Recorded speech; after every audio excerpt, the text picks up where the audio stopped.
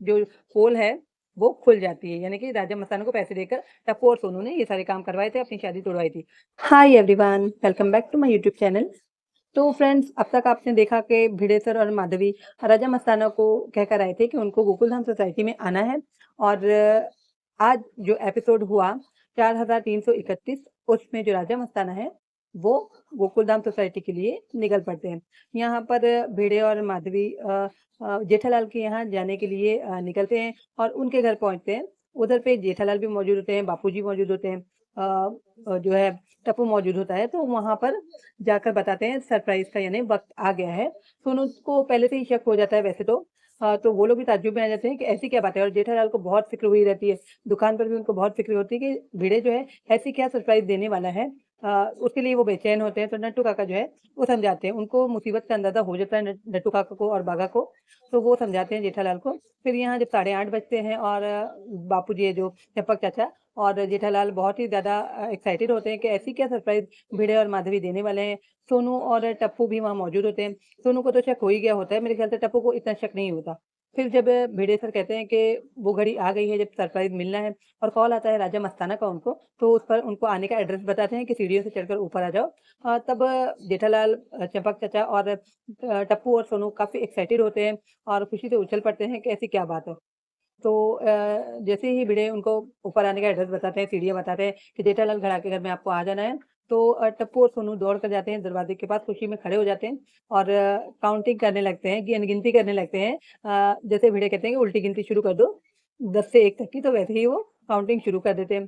फिर उसके बाद में जैसे ही गिनती खत्म होती है और सामने से आते हुए राजा मस्ताना दिखाई देते हैं, तो दोनों के होश-हवाइयाँ उड़ जाती हैं, चेहरे के रंग बदल जाते हैं टप्पू और सोनू के, और वो समझ जाते हैं कि क्या बात हुई है। उसके बाद भिड़े उनको बुलाते हैं, बिठाते हैं और फिर से वही सोनू और टप्पू की शादी के बारे में बोलते हैं। यहाँ पर एक्साइटेड होके जो चंपक चाचा है वो ये समझते हैं कि ये जो है महाज्ञानी बाबा हैं और आ गए हैं, तो बहुत ज़्यादा खुश हो जाते हैं क्योंकि वो उन्हीं को ढूँढ रहे होते हैं।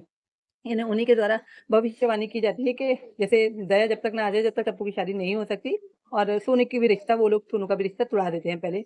तो ये जलन होती है भिड़े सर को। जैसे मुझे तो ऐसा लगा कि ये कुछ ज़्यादा ही हो गया।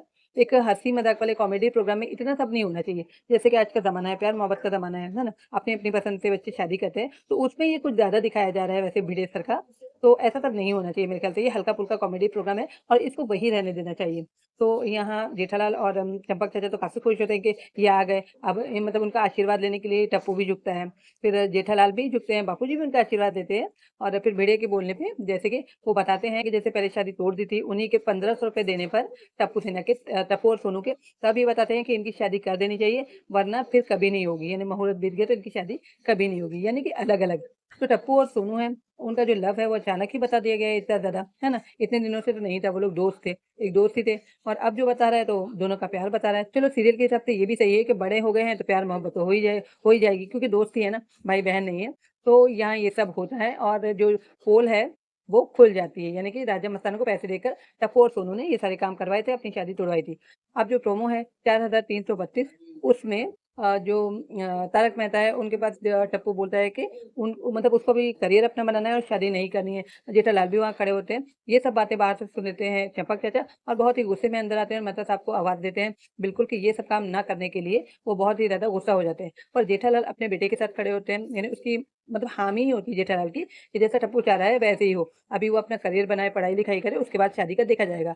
तो मेहता साहब भी अपनी जगह चुप हो जाते हैं कुछ आइडिया देते-देते, और जो चंपक चाचा है वो बहुत ही गुस्से में आके उनको मना करते हैं कि ऐसा बिल्कुल ये काम नहीं करना है। यानी इन लोगों की, यानी टप्पू की मदद नहीं करनी, शादी उसको करनी ही पड़ेगी।